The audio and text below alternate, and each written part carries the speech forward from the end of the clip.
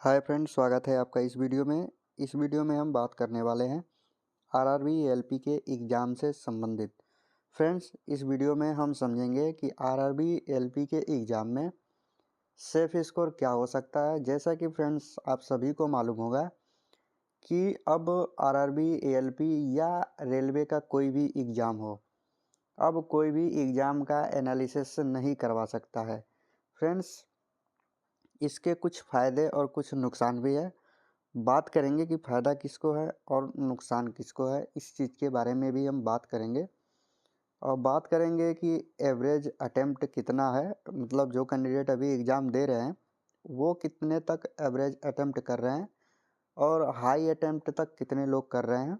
ठीक है friends, exam analysis जो बंद हुआ है उसका कट ऑफ पे क्या असर पड़ेगा, सेफ़ अटेम्प्ट क्या होनी चाहिए और सेफ़ स्कोर क्या है। ठीक है फ्रेंड्स, इन सभी चीज़ों के बारे में बात करेंगे, तो वीडियो में बने रहिए। और आपसे रिक्वेस्ट है कि प्लीज़ आप हमारे चैनल पे नए हैं तो चैनल को सब्सक्राइब कर लीजिए और वीडियो को लाइक और शेयर कर दीजिए। चलिए, ज़्यादा समय न लेते हुए एक एक चीज़ पे अच्छे तरीके से बात करते हैं। ठीक है फ्रेंड्स, सबसे पहले हम बात करें कि इस आरआरबी एएलपी के एग्ज़ाम में जो एक एवरेज अटेम्प्ट है कैंडिडेट का, वो एवरेज अटेम्प्ट देखेंगे फ्रेंड्स, ये 55 के और 65 के बीच में है। ठीक है फ्रेंड्स, मतलब कि रेयर केस में कैंडिडेट 65 तक अटेम्प्ट कर रहे हैं, नहीं तो 55 से 65 के बीच में, मतलब एवरेज निकालेंगे तो यहाँ तक अटेम्प्ट है। ठीक है फ्रेंड्स, और ये सही अटेम्प्ट भी है क्योंकि क्वेश्चन की संख्या ही 75 है। तो अगर 55 से 60 के बीच में भी एवरेज अटेम्प्ट रहा था तो ये गुड अटेम्प्ट है और ये पक्का और जो है रिजल्ट क्लियर करने वाली अटेम्प्ट है। ठीक है फ्रेंड्स, बात करते हैं कि बहुत से कैंडिडेट का रिव्यू देखने पे पता चला है, शायद आप लोग भी देखे होंगे, उनका जो अटेम्प्ट है किसी का 72 है, किसी का 71 है, कई का तो 75 है। अब बताइए फ्रेंड्स, करने को तो हर कोई 75 में 75 कर सकता है। ठीक है, क्योंकि ये जो एग्ज़ाम होता है ये ऑप्शनल होता है, मतलब कि ऑप्शन पे आधारित होते हैं। तो उसमें क्या करना है, टिक ही तो करना है। 4 ऑप्शन दिए हैं, पढ़िए, ना आए तब भी टिक करिए, टिक तो हो ही जाएगा।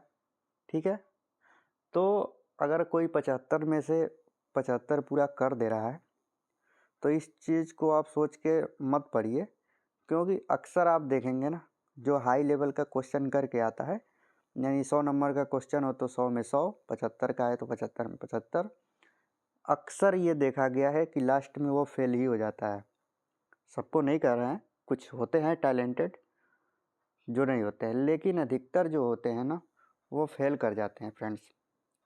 और 75 नंबर के यानी 75 क्वेश्चन में से लगभग 60 वाले, 55 वाले, अधिकतम 65 वाले, ये लोग पास कर जाते हैं। कारण क्या रहता है, देखिए फ्रेंड्स, ये जो 75 में से 75 करके आते हैं इनकी लगभग तैयारी अच्छी नहीं रहती है। बहुत से हैं कैंडिडेट जिनकी तैयारी अच्छी है, उनको छोड़ के बात कर रहे हैं। बाकी जो होते हैं तैयारी अच्छी नहीं होती है, अब वो जब एग्ज़ाम देने जाते हैं तो देखिए क्या होता है। उनका होता ये है कि 75 क्वेश्चन का पेपर है, बहुत लोगों को हम देखे हैं वो सॉल्व करते हैं तो 25 क्वेश्चन तक या 30 क्वेश्चन तक सॉल्व कर पाते हैं। अब उनके दिमाग में एक चीज़ आती है कि 30 नंबर पे तो हमारा जो है कि क्लियर एग्ज़ाम होगा नहीं। ठीक है, अभी इसी 30 में भी एक दो गलत ही होगा। ठीक है फ्रेंड्स, बच्चे 45 क्वेश्चन, अब वो सोचते हैं कि इसमें से हम तुक्का लगा देते हैं, इस 45 में से अगर 20 भी हमारा तुक्का लग गया तो हो गया 50। ठीक है फ्रेंड्स, ये बात सोच के वो तुक्का लगाते हैं। और ऐसा नहीं है कि तुक्का हर जगह काम करता है, पता चलता है इसमें से और गलती हो जाती है, ये अगर इनका 30 सही भी है तो इसमें से भी माइनस हो जाता है और वो फेल कर जाते हैं। तो वो आप उन लोगों को मत देखिए कि कौन 75 में से 75 कर रहा है और कौन 72 कर रहा है। आपका सिर्फ एक ही मकसद है कि आप क्वेश्चन को पूरा जो भी लगे कि हाँ सही है आंसर, उसी को करिए। हाँ, एक चीज़ और है, अब सही के चक्कर में आप ये सोचने लगे कि हमको तब तो जितना आ रहा है उतना ही करें, और हम 30 क्वेश्चन पर ही चले आते हैं करके, क्योंकि 30 क्वेश्चन ही आ रहा है सही से और 30 क्वेश्चन ही करके आएंगे, तो फ्रेंड्स यहाँ भी आप फेल कर जाएंगे। ठीक है, इस चीज़ को आप ध्यान रखिएगा। हो सकता है कि नॉर्मलाइजेशन होके अधिक नंबर हो जाए और पास कर जाएं, लेकिन अधिकतम उम्मीद यही रहेगा कि फेल कर जाए। 30 तो मान लीजिए एक अच्छा नंबर हो गया, 25 मान लेते हैं। कोई कैंडिडेट की तैयारी अच्छी नहीं है और उसको 25 क्वेश्चन तो मतलब इसमें से आ रहा है, तो वो सोचेगा कि चलो हम 25 करके चले आते हैं, क्योंकि हमने सुना है कि जितना आ रहा है उतना करना चाहिए। तो फ्रेंड्स ऐसा भी नहीं है, तब भी आप फेल कर जाएंगे, क्योंकि आपकी तब तैयारी अच्छी नहीं है। ठीक है, तो फेल तो होना ही है। अच्छा किसको कहेंगे, मान के चलिए कि 75 का पेपर आ रहा है और वो 45 तक कर लिया है क्वेश्चन, और वो संतुष्ट है कि इस 45 में से 1 या 2 क्वेश्चन गलत हो सकता है, इससे ज़्यादा गलती नहीं होगा, क्योंकि हमने जितना पढ़ा है अच्छे से वही सॉल्व किए, वही आंसर दिए हैं। तो फ्रेंड्स ये सही है, क्योंकि इसका अगर 2 गलत भी हो जाता है तो काट पीट के 42 तक तो नंबर आ ही जाएगा और ये पास कर जाएगा CBT 1। तो आप इस चीज़ को देखिए और इस तरह से आप आंसर दीजिए।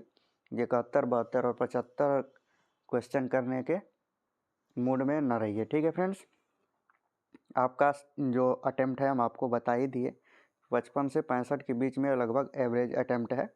किसी का 55 से भी कम भी आया है, किसी का 55 से ज़्यादा भी आया है, 65 से ज़्यादा भी आया है, तो इसलिए एवरेज है। अगर आपका अटेम्प्ट 55 भी है तब भी सही है। ठीक है फ्रेंड्स, लेकिन सही होना चाहिए, ज़्यादा गलत नहीं होना चाहिए। अब देखिए, जो एग्ज़ाम एनालिसिस है बंद होने से कट ऑफ पे क्या असर पड़ेगा। फ्रेंड्स आपको भी मालूम है कि जब भी रेलवे का एग्ज़ाम होता है तो कई शिफ्ट में होता है, तो उसमें आपको मालूम होगा कि जब फर्स्ट शिफ्ट का एग्ज़ाम होता है, यानी पहला दिन और फर्स्ट शिफ्ट, तो वो वाले जो कैंडिडेट होते हैं उनको आइडिया नहीं होता है कि इस बार इस एग्ज़ाम में किस टाइप के क्वेश्चन आएंगे। तो वो तो अंधेरे में रहते हैं, मान के चलिए जाते हैं एग्ज़ाम देने और एग्ज़ाम देते हैं। जब सामने बैठते हैं तो उनको क्वेश्चन का पता चलता है कि किस तरह का क्वेश्चन आया हुआ है।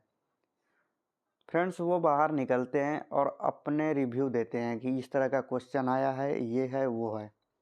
तो थोड़ा सा आइडिया अगले शिफ्ट वाले को लग जाता है, हालांकि दूसरे शिफ्ट को टाइम नहीं उतना रहता है, लेकिन फिर भी थोड़ा आइडिया लग जाता है। तीसरे शिफ्ट को और आइडिया लग जाता है और अगले दिन वाले को थोड़ा फ़ायदा हो जाता है। अब वो उस टाइप के क्वेश्चन या फार्मूला जो भी हैं उस पर ध्यान देने लगता है। इससे क्या होगा, पहले दिन के पहले शिफ्ट वाले को नंबर कमाएंगे पक्का, क्योंकि उसको आइडिया नहीं था। लेकिन अगला जो दिन आएगा ना, उसको थोड़ा सा मतलब सहूलियत मिलेगी, और उसके अगर कहें तो 2-4 नंबर, 1-2 नंबर जो भी हो, थोड़ा बढ़ा हुआ दिखेगा। ठीक है फ्रेंड्स, तो इसमें नंबर में थोड़े बहुत अंतर आ जाते हैं। अगर एनालिसिस बंद हो गया, कोई कैंडिडेट ना बताए बाहर आके कि किस तरह के क्वेश्चन आए हैं और यूट्यूब वगैरह पे ना पढ़े, तो अगले शिफ्ट वाले को तो नहीं मालूम होगा, फिर वो भी अंधेरे में रहेगा।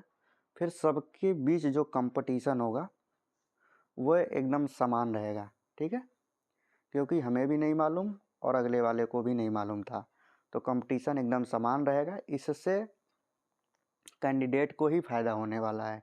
ठीक है फ्रेंड्स, क्योंकि जो अगला कैंडिडेट परीक्षा दे के आया वो भी, और जो बाद में देने वाला है वो भी, दोनों लोग को नहीं मालूम था। तो इस आधार पे वो भी जो पहले का पढ़ा हुआ है उसी आधार पे पढ़ेगा। ऐसा नहीं है कि वो देख लेगा कि किस टाइप के क्वेश्चन आ रहे हैं वही पढ़ेगा। ठीक है फ्रेंड्स, और अब तक हम बात करें अगर कि एग्ज़ाम में क्वेश्चन किस टाइप के आ रहे हैं, तो देखिए मीडियम तक तो आ रहे हैं, अभी तो हार्ड नहीं है, अभी मीडियम में ही आ रहे हैं क्वेश्चन। लेकिन फ्रेंड्स ऐसा नहीं है कि मीडियम ही आएगा, हो सकता है आगे जाके पेपर की डिफ़िकल्टी बढ़ा दे, पेपर थोड़ा डिफ़िकल्ट भी आने लगे या थोड़ा इजी भी आ सकता है। ठीक है फ्रेंड्स, ऐसा नहीं है कि मीडियम में आ रहा है तो मीडियम में ही आएगा, लेकिन अगर डिफ़िकल्ट होता है तो इसका फ़ायदा भी आपको पड़ेगा, क्योंकि जो नॉर्मलाइजेशन होगा तो डिफ़िकल्ट वाले के नंबर बढ़ जाएंगे। ठीक है फ्रेंड्स, अब बात करते हैं सेफ अटेम्प्ट की तो बात हमने कर ही लिया कि आपको कितना सेफ अटेम्प्ट करना चाहिए। बात करते हैं सेफ स्कोर क्या हो सकता है। तो फ्रेंड्स देखिए, ये एक स्कोर है ना कि कट ऑफ। ठीक है, कट ऑफ तो जब एग्ज़ाम हो जाएगा उसके बाद ही कोई थोड़ा बहुत अंतर लगाएगा। एक सेफ स्कोर है कि किसी कैंडिडेट का अगर इतना आ जाता है तो वो CBT 1 क्लियर कर जाएंगे, या किसी का मॉक टेस्ट में इतना आ रहा है। ठीक है फ्रेंड्स, मॉक टेस्ट भी देते हैं लोग ना, तो इतना आ रहा है तो अपने आप को सेफ माने और उसी तरह एग्ज़ाम में बैठ के शांत मन से परीक्षा दे। ठीक है, इसमें बात करते हैं UR का।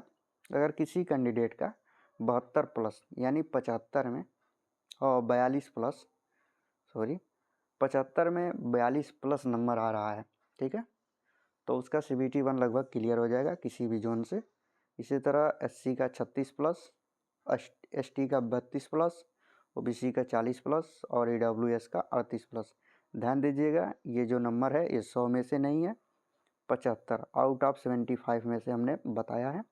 बाकी जब रेलवे कट ऑफ बनाती है तो किसी का 42 आया है तो इसी को आउट ऑफ 100 में कन्वर्ट करके फिर अगर उसके शिफ्ट हार्ड है तो उसमें नॉर्मलाइजेशन करके नंबर बढ़ाया जाता है इसके आधार पे, और उसके बाद कट ऑफ तैयार किया जाता है।